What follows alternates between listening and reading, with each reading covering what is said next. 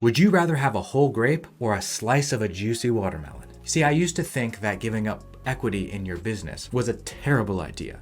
Why would you give up a part of something that you worked so hard to build? Why would you sell an organ or cut off an arm if you didn't have to? If you had the cash flow coming in, why not just use the cash flow to grow your business? Why bring in outside investors? Why save some equity for your employees? Why save equity for strategic partners for that matter? First, we're going to talk about the breakdown of my company and how we are changing it from a grape to a watermelon. Then we're going to talk about the types of people you should be looking to partner with when you do give up equity. And lastly, we're going to talk about how to actually legally give that equity to other players. First thing I need you to understand, this is a capitalization table. It's also known as a cap table or an equity breakdown. Each person or each member of the business is given a percentage, but you can't go above 100%, obviously. Now, for sake of discussion, the founder is going to retain 50% so they can retain control of the company. Now, it's not always the case. There are ways to have less than 50% of the company and retain all of your control, but we're not going to talk about that yet. First, let's talk about why I decided to start giving up equity in the first place. And it's very simple, results through others. I don't know what I don't know, and I can't do it alone. And that really sank in over this last year when I started to have conversations with people who knew a lot more than me. This is no longer a game of you doing the work. This is a game of getting results through other people, casting the vision, hiring the right people to execute that vision, and then supplying it with money. How do you get a bunch of money to fund growth? How do you get a bunch of money to hire operations managers and logistical supervisors and brand managers and people to handle your head of marketing?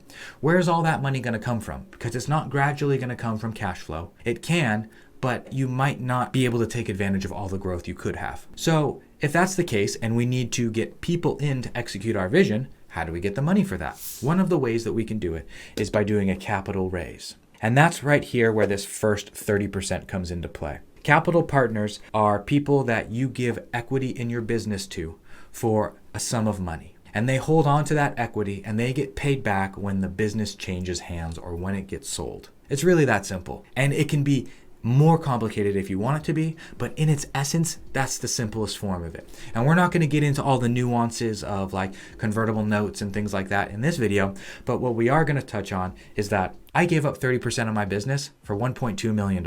Well, how did I get to that figure? Like, how did the math work out? How did you convince people to give you $1.2 million for 30% of your business? And that's a great question. So we first have to look at the valuation of our business. The valuation is the total amount that you believe your company to be worth. A lot of people will value their businesses differently based on a couple different factors.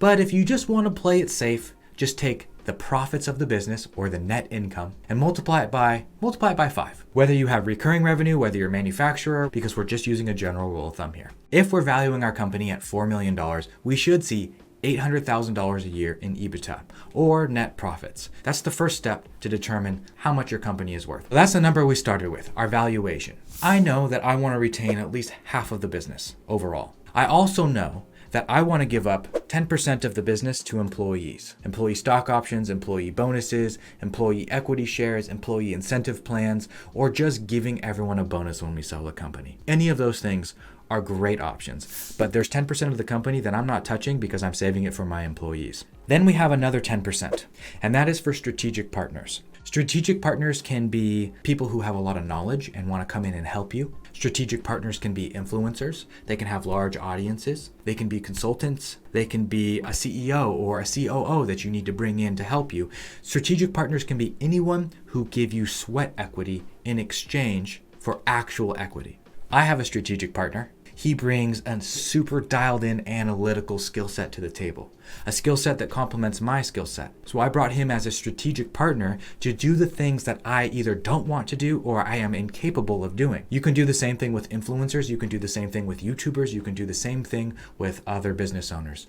The choice is up to you, but nonetheless, we set aside 10% for strategic partners for that reason, because they can be quite powerful. That's how Tim Ferriss became an angel investor. He became a strategic investor for 1 to 5% of a bunch of different companies, and then just gave a ton of value, helped him out with his audience, with his skill sets, with his network, with his connections, and became one of the most successful angel investors of all time. All right, so if we know that I want to retain 50% ownership and that we're going to do 10% for employees and 10% for strategic partners, that leaves us with 30% left over. And that's the amount of money that's going to be left over for capital partners. Capital partners are different from strategic partners. Capital partners bring money to the table. They bring in capital. They are literally buying a piece of your company now at a discount, hoping that it will go up in value over time. It's exactly the same as a stock market, except we're doing it in a private sense this time. They have to work with me. They have to believe in me, in my process, in my team, and my business in order to get a return on their money. In reality,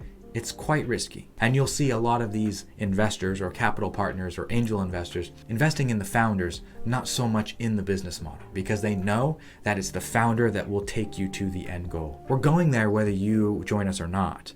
I just want to know if you want to come along for the ride. You can buy in here at this $4 million valuation, but when we're at $75 million, your investment is going to be worth a whole lot more. And that's what investors really want to see. And that's what it comes down to for capital partners. Now, I was willing to give up to 30% of the business for capital partners. Why so much? Why not 10%? And that's a really good question.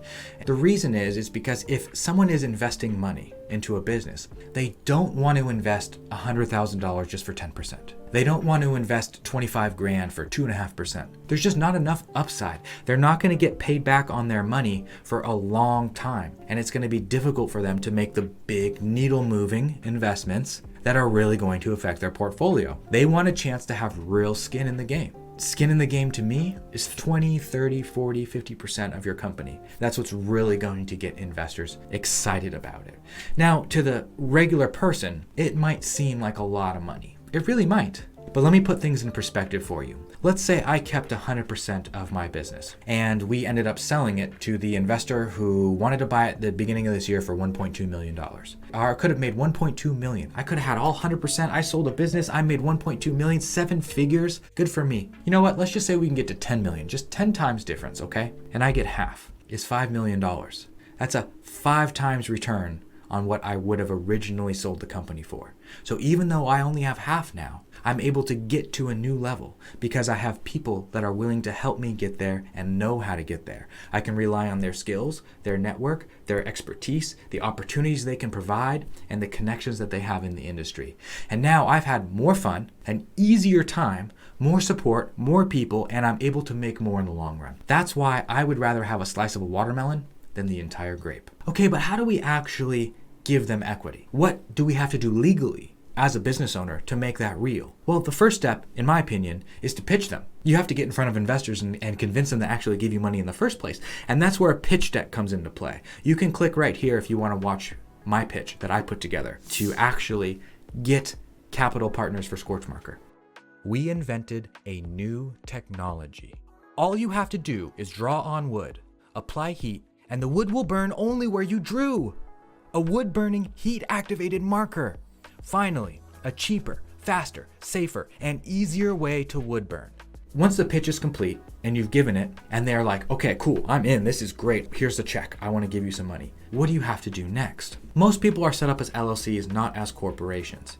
Now, in a corporation, we know that you have preferred and common stock. And so you could literally just hand them the proper amount of shares or exchange the right amount of shares for that money, and all of a sudden they'll have ownership because they have owned the stock certificates. But in an LLC and with most businesses, we don't have stock certificates and we can't break the company up in that way. So what do? Well, some people would say, well, you need to form a corporation. It's time. Or you're taking on investors. You need to give them shares of stock for their money. And I would disagree. I don't think that's the case. What I think's best is to simply update your operating agreement. Every LLC has an operating agreement. The operating agreement is the Bible for that LLC. It's the rules. It's what happens when somebody dies. It's what happens when somebody comes in. Agreements, disagreements, partners, new partners, old partners. It outlines all of it. What I would do is I would sit down with the investor and myself put our heads together and come up with a better operating agreement. One that actually lines out the percentage of the business that they own. One that lines out what happens when we sell the business. An agreement that lines out what happens if we go into bankruptcy.